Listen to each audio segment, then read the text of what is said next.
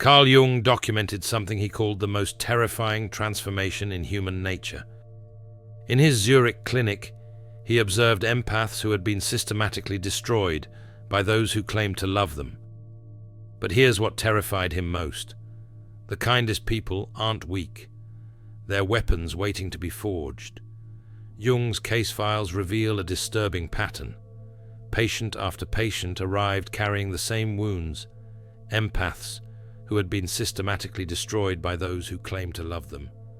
These individuals had spent their lives as what Jung termed the emotional shock absorbers of their social systems.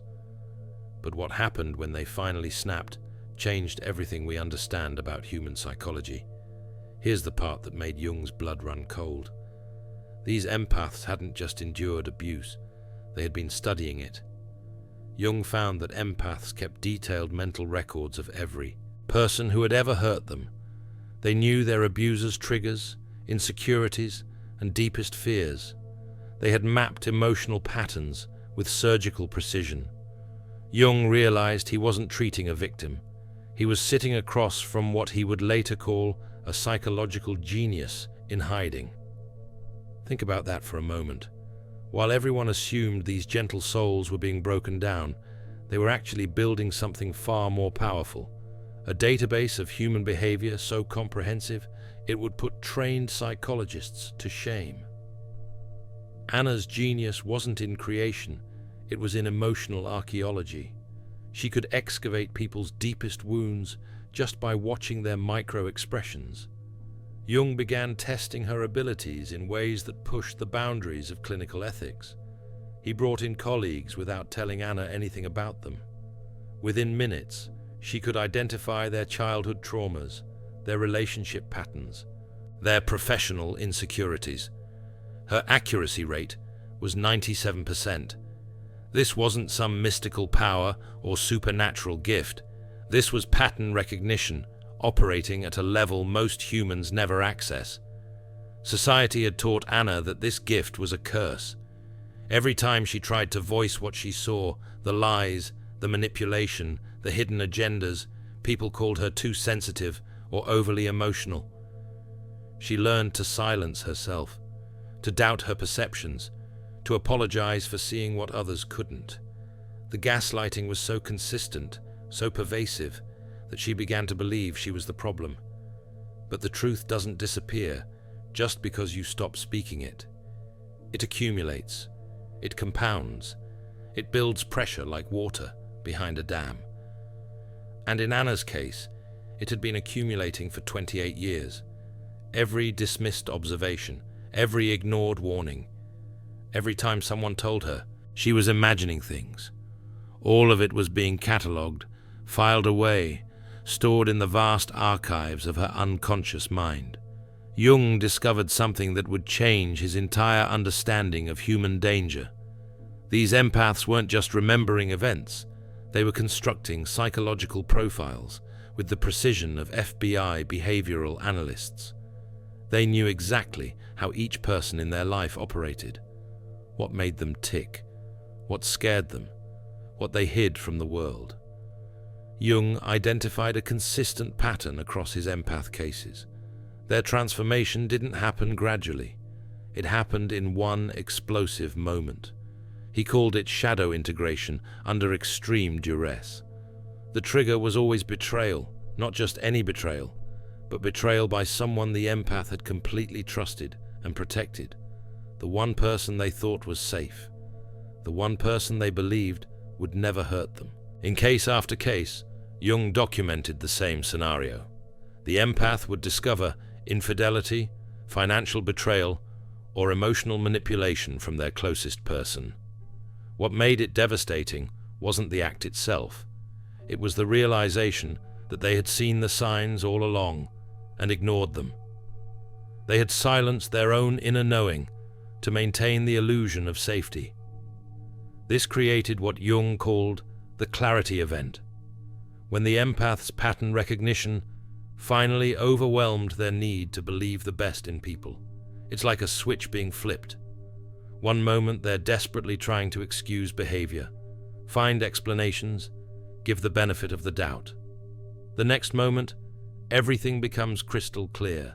Every lie, every manipulation, every calculated move, all of it visible in perfect, undeniable clarity.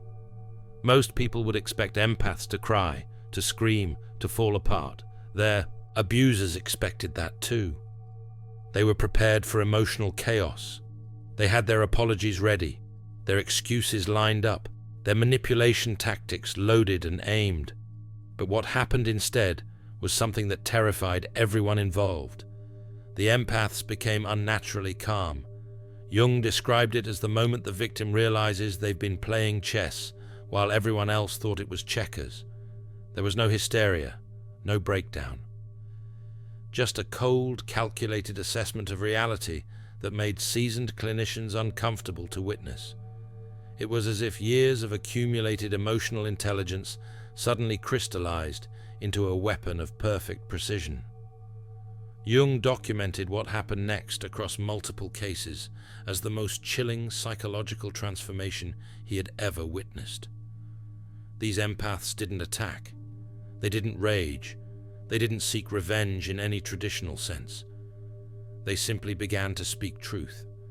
They revealed everything they had observed, catalogued, and silently endured, not with cruelty, with clinical precision, like surgeons identifying each diseased organ before removing it. Empaths aren't broken, they're alchemists in progress. The Alchemist's Path gives you drills, Jung-based boundaries, and 3 exclusive chapter videos to turn overwhelm into clarity.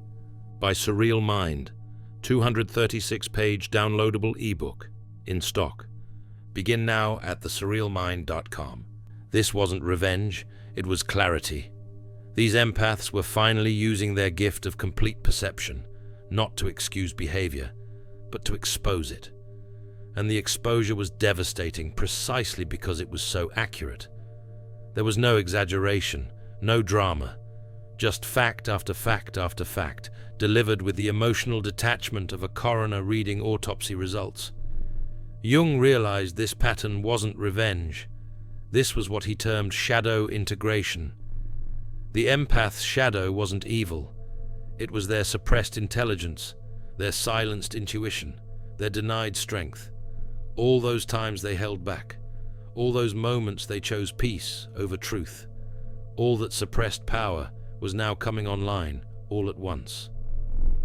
When they finally integrated these aspects of themselves, they became what Jung called psychologically complete. They weren't one-sided anymore. They weren't just the gentle healer, the compassionate listener, the selfless giver. They had access to the full range of human psychological capabilities. They could read people, influence people, protect themselves, set boundaries, walk away without guilt. Here's what made these cases so disturbing for Jung. The transformation was permanent. These patients didn't cycle back into people-pleasing. They didn't apologize for their newfound boundaries.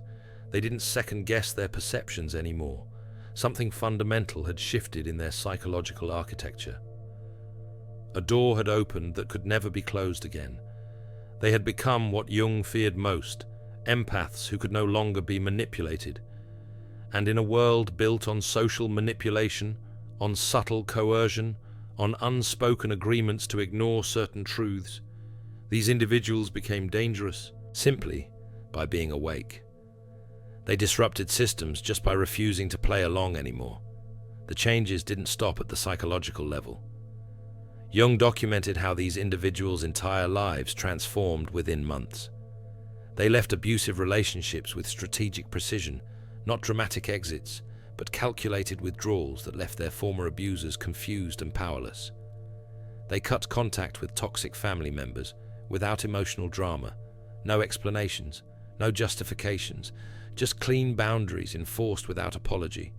They rebuilt their lives on their own terms, new careers that actually fulfilled them, new relationships based on genuine reciprocity rather than one-sided sacrifice, new friendships with people who could handle their intensity, their perceptiveness, their unwillingness to pretend anymore. Jung observed them becoming what he called selectively empathetic, still deeply caring, but strategically protective of where that care flowed. They didn't lose their capacity for compassion. They just stopped wasting it on people who would never appreciate it, never reciprocate it, never deserve it. And here's where it gets really interesting. The most disturbing part for Jung was how these transformed empaths' presence affected others. People who had once walked all over them suddenly felt nervous around them. They couldn't explain why. These empaths weren't aggressive or cruel, but everyone sensed something had fundamentally changed. Jung identified what he called the predator's instinct. Manipulative people can sense when their usual tactics won't work.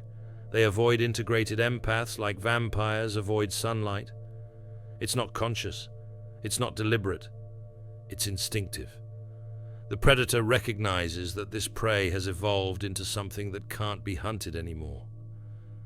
Meanwhile, authentic people felt drawn to these transformed empaths. They sensed safety. They recognized someone who wouldn't play games, wouldn't manipulate, wouldn't hide behind social masks. The integrated empath became a beacon for genuine connection while simultaneously repelling toxic individuals. But Jung's fascination with these empath cases went beyond professional interest. He was disturbed because he recognized something in their transformation, something that mirrored his own psychological development. Jung himself was what we would now call a highly sensitive person. He understood the empath's journey from the inside. He knew the pain of seeing what others couldn't see, feeling what others wouldn't feel. During his own confrontation with the unconscious, Jung experienced similar patterns. The overwhelming perception, the isolation, the sense of living in a different reality than everyone around him, and ultimately, the integration that transformed his sensitivity from burden into gift. These cases forced him to confront a disturbing question. What happens when empaths stop being society's emotional shock absorbers and start using their gifts strategically? What happens when the people who understand human psychology better than anyone else stop playing nice? What happens when compassion gains teeth? Jung spent years following these transformed patients' post-integration lives. What he discovered kept him awake at night. These individuals had become extraordinarily successful. Their businesses thrived because they could read clients' real needs before they voiced them. They could sense market trends, predict consumer behavior, understand motivation at levels that gave them unfair advantages. Their new relationships were healthy because they could identify emotional predators within minutes. No more wasting years on people who would inevitably betray them. No more ignoring red flags out of misplaced optimism. They saw clearly and acted accordingly. Their decisions were flawless because they trusted their intuitive intelligence completely. That voice they had silenced for so long. They listened to it now, and it was never wrong. Not about people, not about situations, not about danger. Jung realized something that made his blood run cold. These empaths hadn't become less empathetic. They had become perfectly empathetic, which meant they were also perfectly strategic. They could manipulate others as easily as they had once been manipulated. They understood human psychology at a level that made them nearly omnipotent in social situations. They knew exactly what to say to get what they wanted, exactly how to behave to elicit specific responses, exactly which emotional buttons to push to make people dance like puppets. The difference was, they chose not to. They had the power, but not the desire. They had the ability, but not the inclination. Here's what truly terrified Jung. These transformed empaths chose not to use this power destructively. They could have destroyed every person who had ever hurt them. They had the knowledge. They had the precision.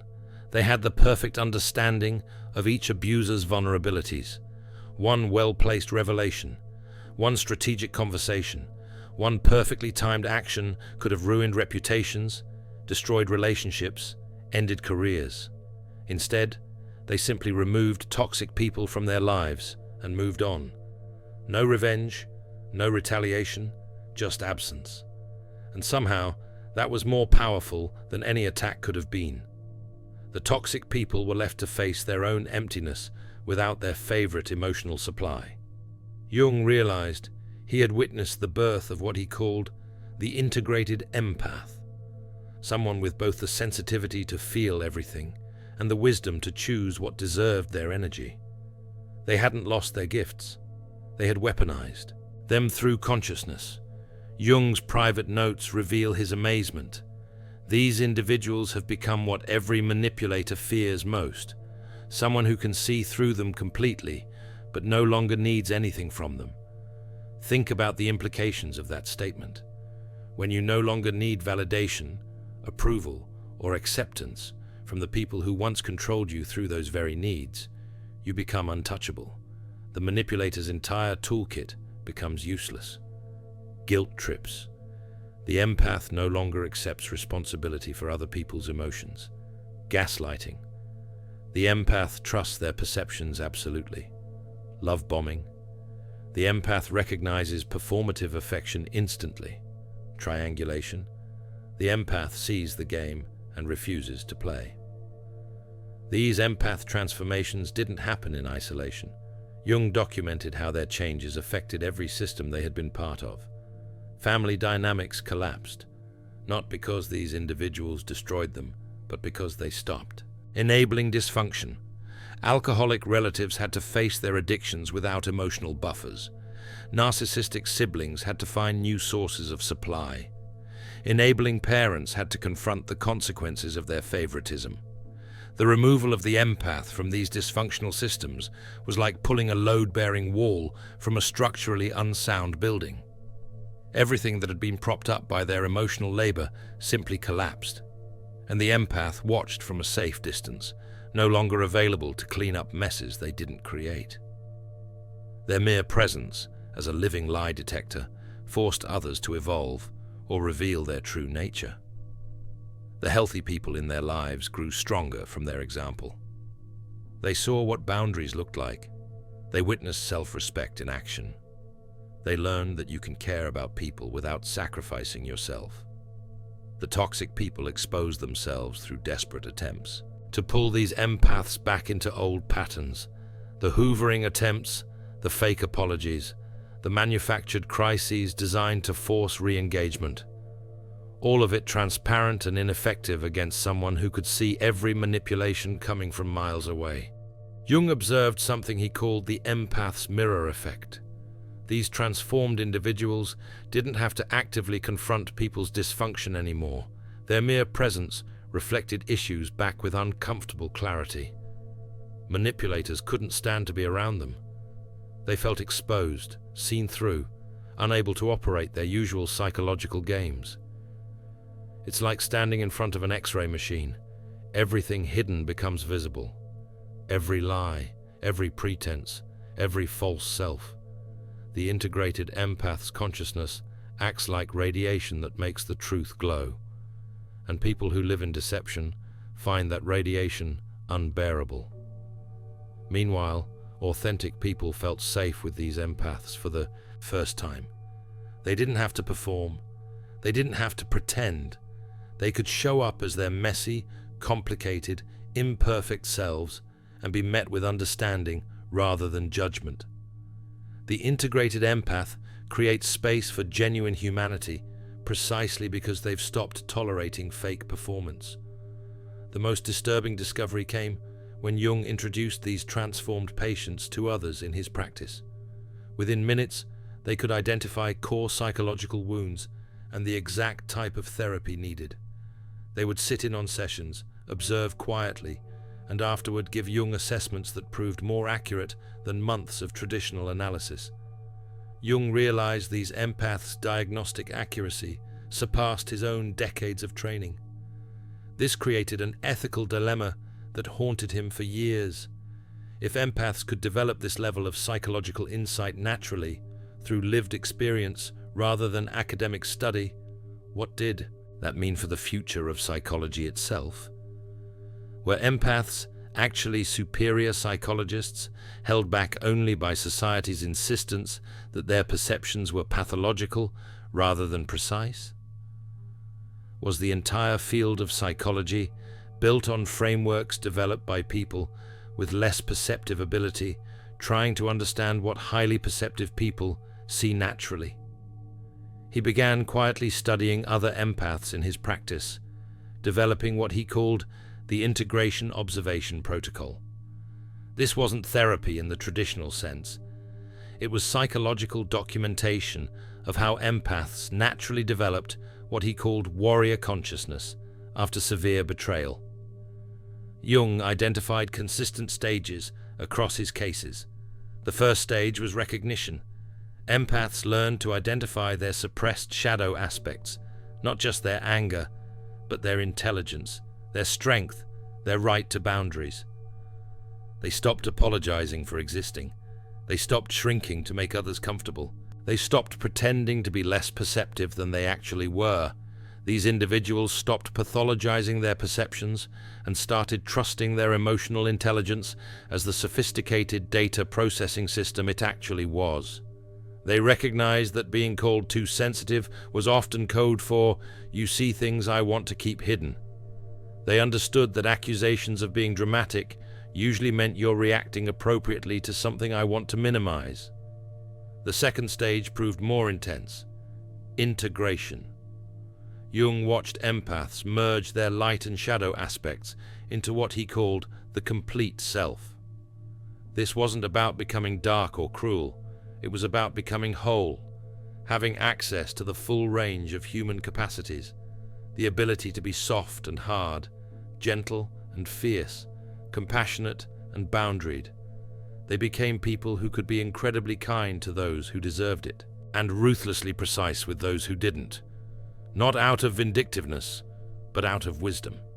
They learned to calibrate their response to match what each situation actually required, rather than defaulting to excessive niceness in all circumstances. They became what Jung privately called balanced warriors. Warriors because they could fight when necessary. Balanced because they chose their battles wisely and never let fighting become their identity. They could access their warrior energy without being consumed by it. The third stage, application, was what Jung found most fascinating. Integrated empaths learn to use their emotional intelligence strategically, not just defensively. They didn't just protect themselves from manipulation. They actively structured their lives to attract authentic relationships while repelling toxic ones. They became what Jung privately called psychological architects, people who could read, influence, and navigate human systems with supernatural precision. Time to ones. They understood group dynamics. They could predict conflict before it erupted. They could identify alliance patterns, power structures, hidden agendas, and they used this understanding to position themselves advantageously.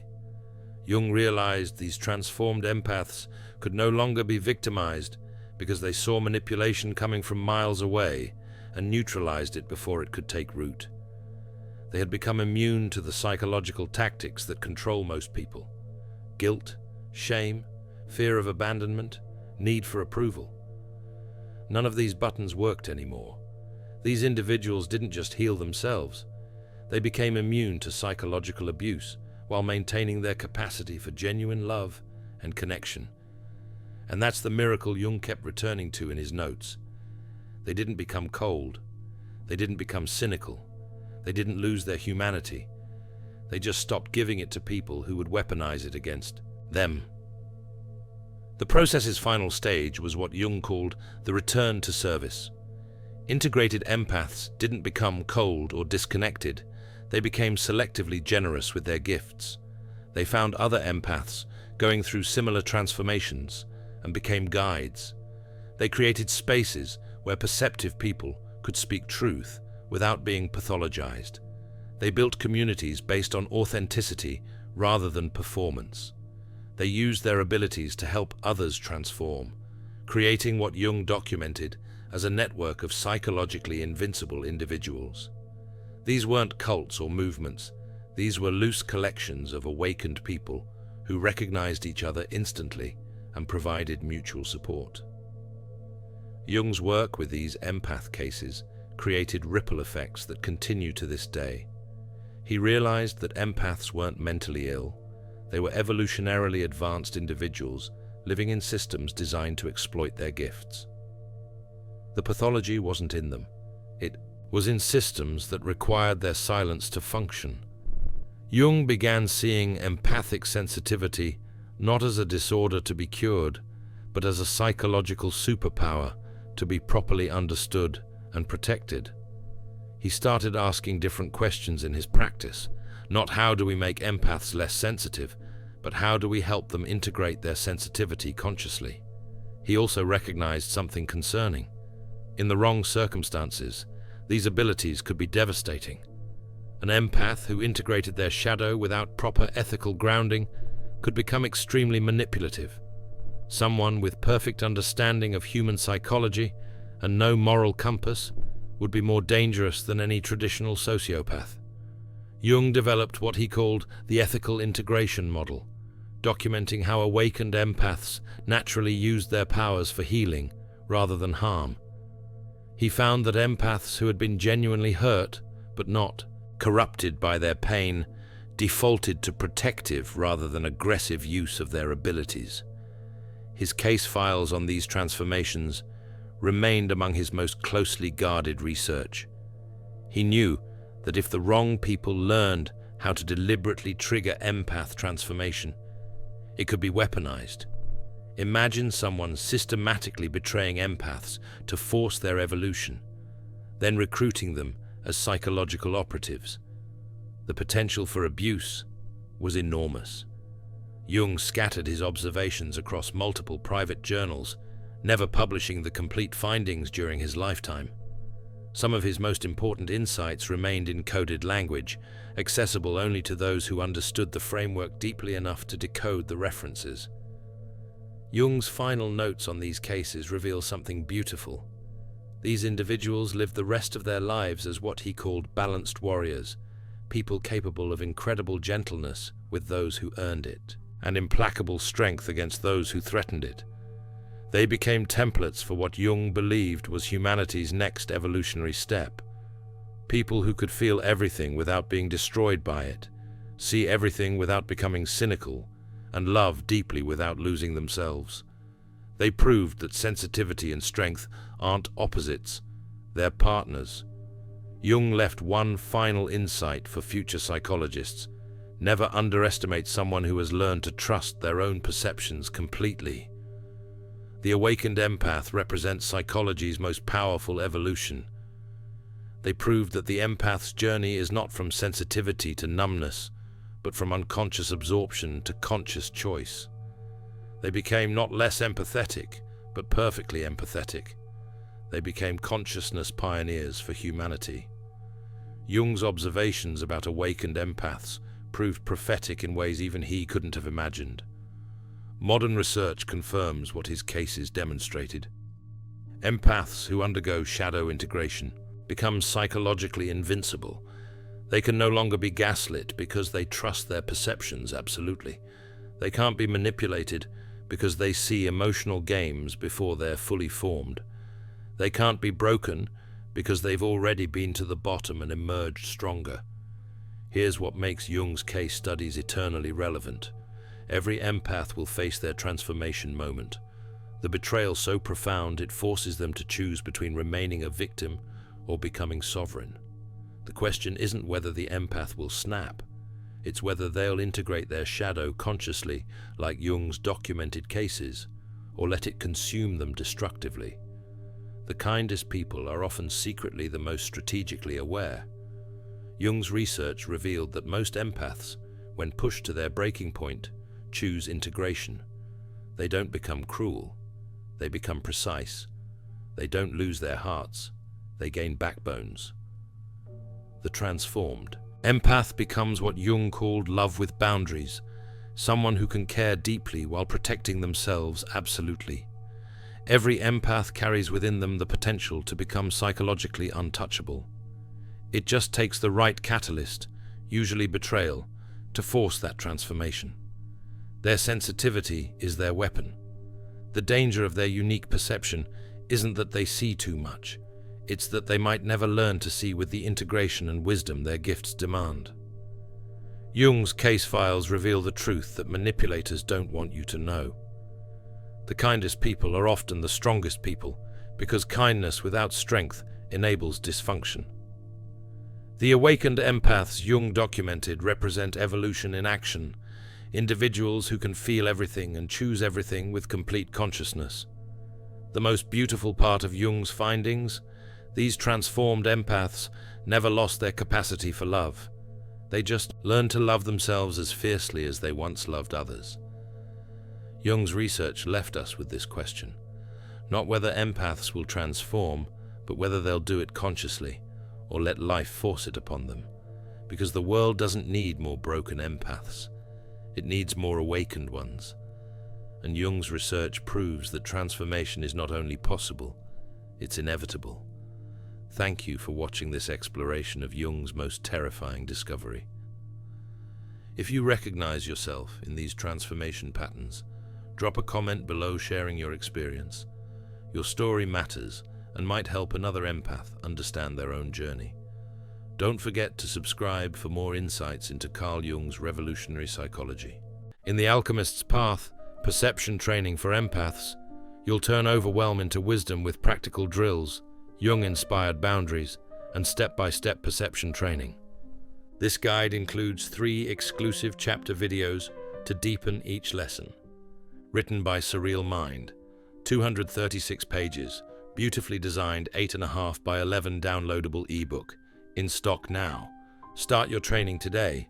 Feel deeply while thinking clearly. Get The Alchemist's Path at thesurrealmind.com. Thanks for watching. See you in the next dimension.